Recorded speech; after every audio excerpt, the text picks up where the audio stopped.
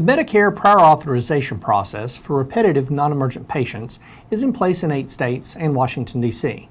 It has been ordered to expand to all other states pending approval by CMS and the Government Accounting Office. The study on the pilot project is now complete, so expansion could come at any time. Prior authorization is a process through which a request for provisional affirmation of coverage is submitted for review before the service is rendered to a beneficiary and before a claim is submitted for payment. Prior authorization helps to make sure that applicable coverage, payment, and coding rules are met before services are rendered, while ensuring access to and quality of care for the patient. According to CMS, prior authorization does not create new documentation requirements. Instead, it requires the same information that is already required to support a Medicare claim, just earlier in the process. However, CMS has recently proposed a new standard set of documents, which include a 6-page progress note template. This is something that most ambulance services have not traditionally tracked.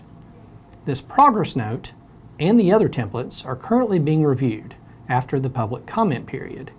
We believe that once these draft templates are published as final documents, the prior authorization program expansion will be released to the remaining 42 states. Whether you are in a state where this is already required, or if you're in a state where it will be required in the coming months, you may be wondering, what happens once a patient is pre-approved? Is that the end? Is this a guarantee of payment? One of the questions on the CMS Frequently Asked Questions page regarding this asks this: will these claims still be subject to additional post-pay review? And their answer was this: generally, the claims that have a provisional affirmation prior authorization decision will not be subject to additional review.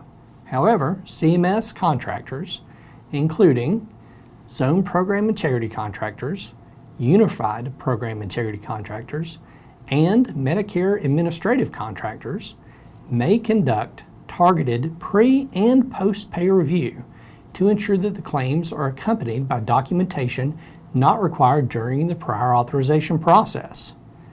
These documents not required during the prior authorization process could include your daily trip report and any new PCS form you're required to obtain during the time.